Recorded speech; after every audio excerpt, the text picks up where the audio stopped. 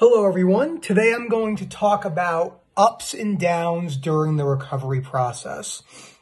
What's going to be expected, especially if you're suffering at a chronic rate, how I was and still am.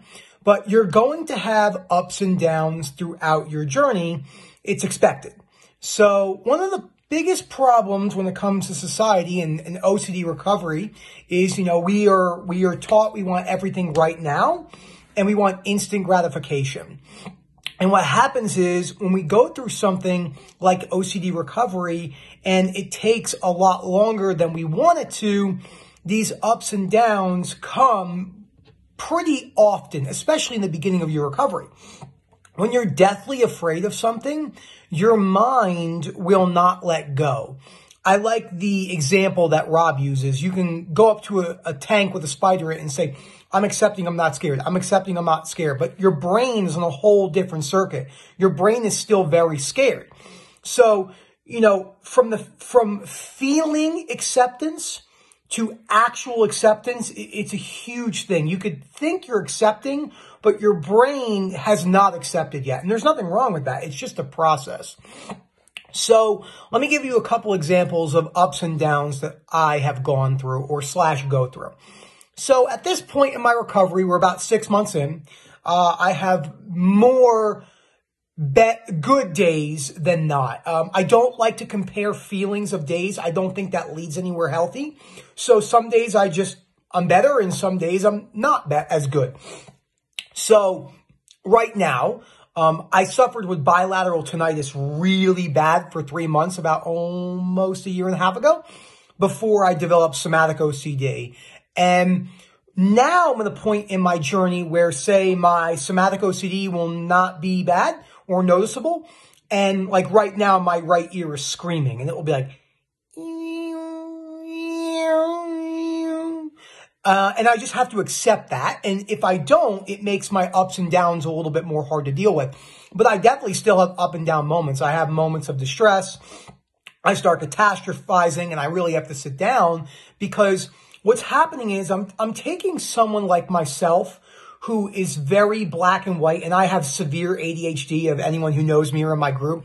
And I will do a separate video on dealing with OCD recovery when you have comorbidities or different mental illnesses like, say, ADHD like me, and how it can make staying on track and habits a little bit more important. But anyway, the ups and downs are more than likely going to come more often than not in the beginning, and then they start to level out. But they're going to happen regardless. As we say, OCD recovery isn't linear.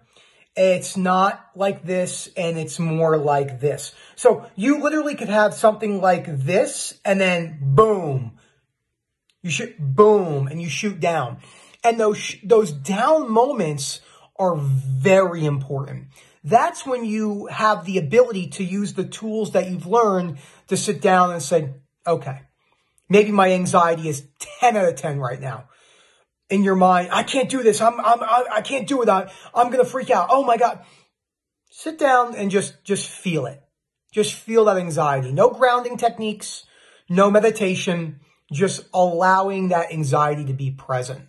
And that is so important during those down moments. But just as importantly, and not as talked about, is the up moments, not getting high on the up moments. Because if you connect yourself with those moments of euphoria, when you have a down moment, which more than likely is going to happen on the journey to recovery, especially in the beginning, you'll say to yourself, very naturally so, oh my gosh, I was just feeling so good. What's going on? Like, oh, no. And you start catastrophizing.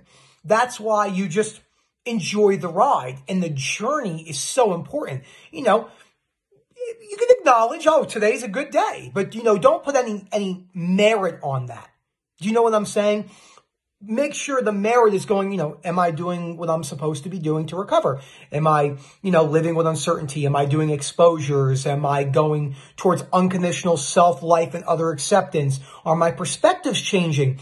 And these are the things that shape and mold you into recovery, whether it's 6 months, 9 months, a year, 2 years, 3 years, 5 years down the road, focusing on your own journey. That is so important. And rightfully so, because those down moments, if you put your self-worth, like I said, on the up moments, the down moments become very, very distressing. And that's okay. I mean, that's what happens. So in order to have those down moments, over time, in the beginning, rightfully so as anything, if you've never tried to recover from something like this before, those down moments are going to be very hard. And understandably so, as I've said now 5 times, you've never tried something like this before. It's something new. You're trying to change your perspectives. And it's one of the reasons why most people don't change. Most people don't change because they can't change. Most people don't change because they don't persist through the down moments. And that's why persistence was such an important topic that I just talked about. In my experience, the down moments and down days come a little bit more in between the farther you get in recovery. I still have 3 to 5 down days a month. Sometimes I have like 5 in a row, and that's distressing and, hard to get through, but not impossible. I still work. I still own my own business with my wife. I still go to BNI. I just came from an 1.5-hour Zoom conference for my business association, while my ear was like, the whole entire time. So you can get through that. In life, we can persist and go through things that are almost crazy to imagine. That's why the book Man's Search for Meaning, which is on the reading list for Viktor Frankl, who survived 3 years in the Holocaust.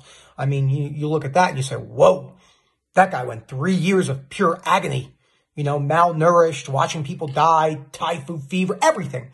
And he persisted through. So this goes to show you that those down moments, no matter how down they are, you can get through them. It might not be comfortable. You might not enjoy it, but you could still do it. So I hope you guys enjoyed this video. More videos to come. But remember, the up and down days, when they happen to you, you're not the only one. We all have them. You could even be 1.5 years into recovery and have a really bad day. It just is the way it works until you reach full recovery. So I hope you guys enjoy. Have a great day. Thanks for listening.